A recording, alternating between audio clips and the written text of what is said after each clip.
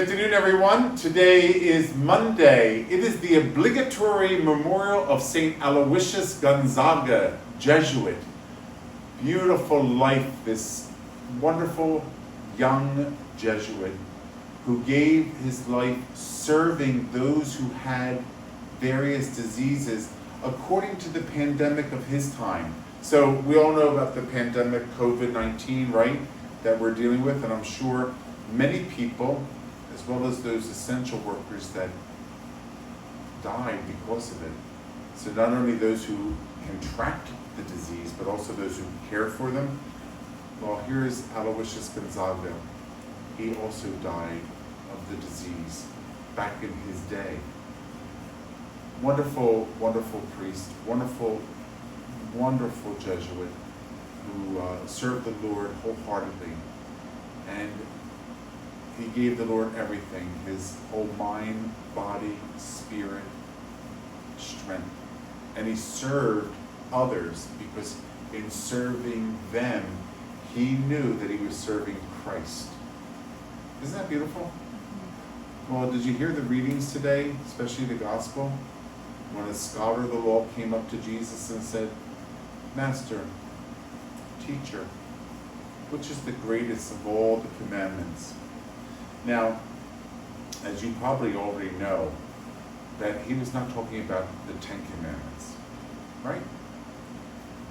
The Ten Commandments certainly are in the Torah, because the book of Deuteronomy and the book of Exodus contain the Ten Commandments that God gave Moses on Mount Sinai, right?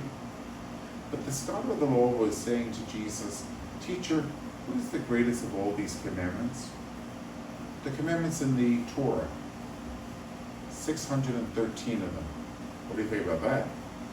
Thank God we only have to know 10. So Jesus says to love the Lord your God with all your heart, mind, soul, and strength. And the second one is like the first one, to love your neighbor as yourself. All the law and the prophets are built upon those two commandments. So the law, let's go over this again. We're dealing with the Torah. Genesis, Exodus, Leviticus, Numbers, Deuteronomy. Let's break this down. Do you have your pen in your hand? Come on. Work with me, everybody. So the law. So when the scholar of the law is talking to Jesus, and he's saying, which commandment in the law is the greatest? He's talking about 5 books. The first 5 books of the Bible, called the Torah or the Pentateuch. Genesis, Exodus,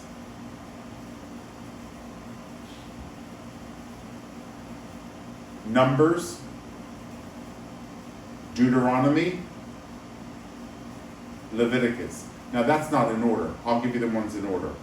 Genesis, Exodus, Leviticus, Numbers, Deuteronomy. So that's the order. Genesis, Exodus, Leviticus, Numbers, Deuteronomy. That's the Torah. Genesis, Exodus, Leviticus, Numbers, Deuteronomy.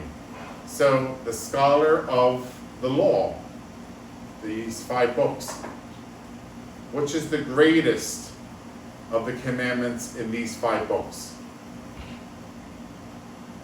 So there's about 613 of them. Jesus says to love the Lord your God with all your mind, heart, soul, and strength. And the second is like it, to love your neighbor as yourself. These 2 commandments, the whole law and the prophets are built upon them. So even the prophetic books, you know, Isaiah, Jeremiah, all the prophetic books in the Old Testament, and the law, the first 5 books of the Bible, Jesus says, with all the law books and the prophetic books, these are the main pillars. To love the Lord your God with all your heart, mind, soul, and strength, and to love your neighbor as yourself. So when you guys hear this, when you hear in the gospel that a scholar of the law, I want you to automatically know who is a scholar of the law.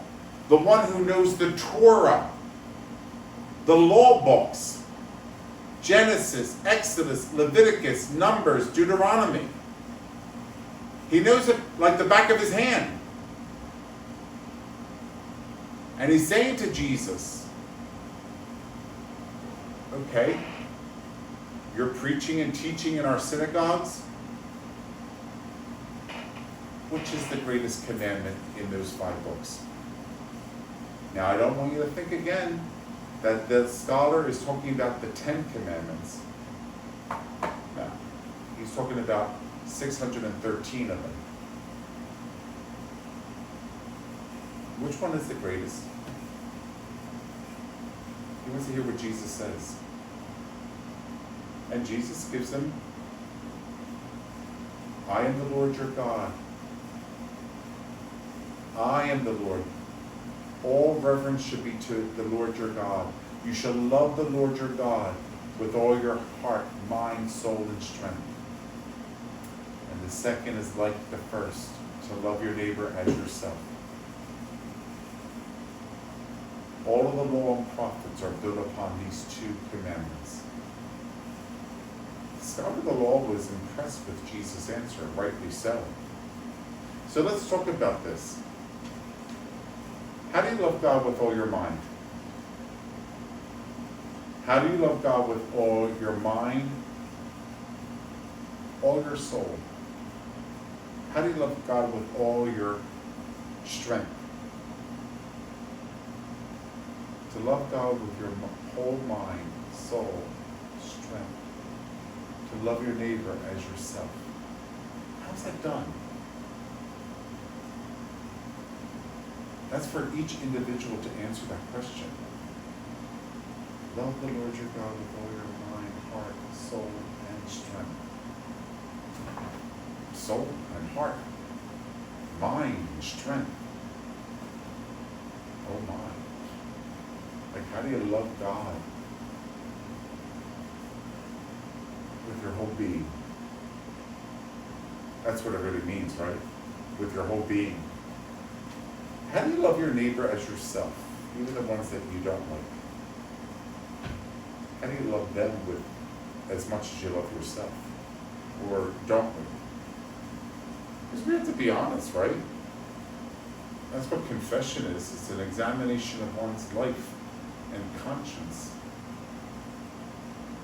But we need to go to confession. Father, I don't love my neighbor as I love myself.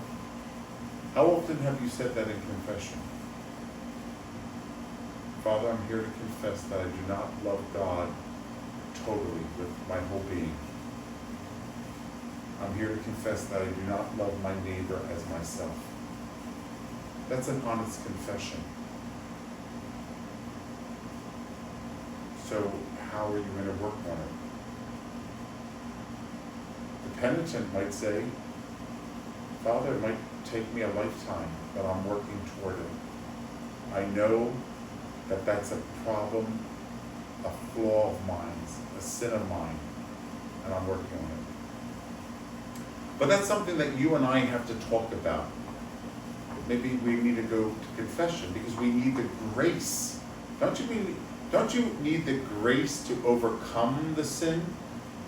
You need the grace to overcome the sin. So if you don't confess it, how can you have the grace to overcome it?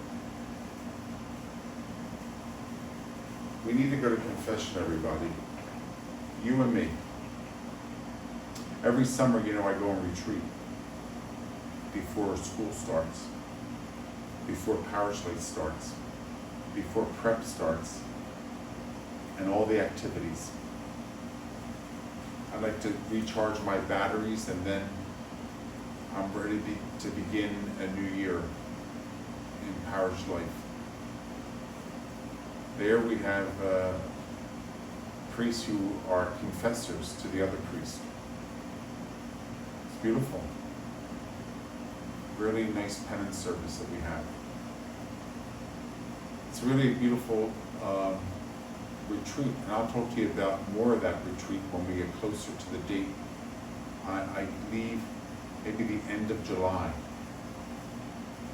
So, and maybe, sometimes it goes into August, the first couple days of August. But I think this year is just the last week of July, which is very nice. It gives me a chance to go back to the seminary, to be with my brother priest, and to reflect on the mission and the identity of the priest in relationship to Christ, the great high priest. Absolutely beautiful. Absolutely beautiful. It recharges the batteries, you know? It recharges them. So, it's good that we go to confession. And we need to go to confession at least, I think, once a month. You know why? Because you forget. You do forget your sins. But if you go monthly, or if you have a nice app on your phone, it helps you examine your conscience. Some examinations of consciences are good on some of these apps, these Catholic apps. So you might want to tune into some of them, okay? And if you're older and you're not into it, have your grandkids put it on. App is a short word for application. It's an examination of conscience application that you put on, and it appears as an icon. You know, one of those little squares? And you press that and you're like, oh, look at this examination of conscience. I have an app for my prayer book on the phone. So it's right there, and see? St. Aloysius Gonzaga for today. Very nice. So he is a Jesuit. It's an obligatory memorial. And he would say it's better to be a child of God than any kind of king or earthly leader. He says, I want to be in God's court. I want to be part of God's royal court, made up of men and women, children, priests and brothers and sisters, bishops. I want to be part of that. That to me is worth more than any earthly rule. Isn't that beautiful? I mean, it's so deep when people think about those things and say how much they value their Christianity and their baptism. So Aloysius Gonzaga thought about that. And then he entered the Society of Jesus, which is the Jesuit community, and served those who were really sick. I mean, they didn't have medicine like we have today. So he was going into that kind of a pool. Talk about putting your feet in that pool. He did it to serve. He said, if I love God with all my mind, heart, and soul, and I'm supposed to love my neighbor as myself, well then, I better practice what I preach. I better do this then. They're dying. They need help. Well, he eventually succumbed to the disease itself, and he died at a young age. But the total surrender and the dying of self, so as to live for God. So let's think about that with our own self. To die to sin, so as to live to God. That's why we need to go to confession.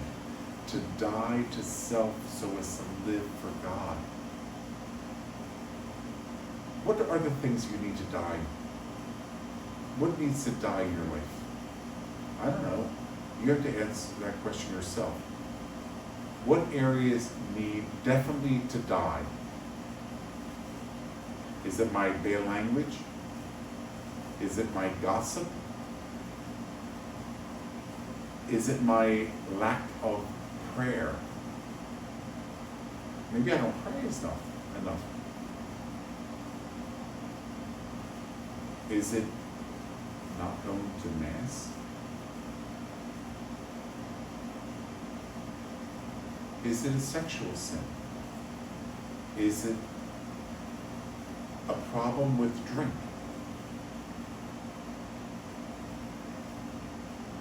Is it lying? Is it stealing? Is it anger? What needs to die in my life? You know, when we'll put the cross over ourselves, right? What does that mean? If you want to be my disciple, you must pick up your cross and follow me, which means that you must die to sin. Every time you bless yourself, you're reminding yourself to die to sin. You're reminding yourself that your life will end one day so as to live with God for all eternity.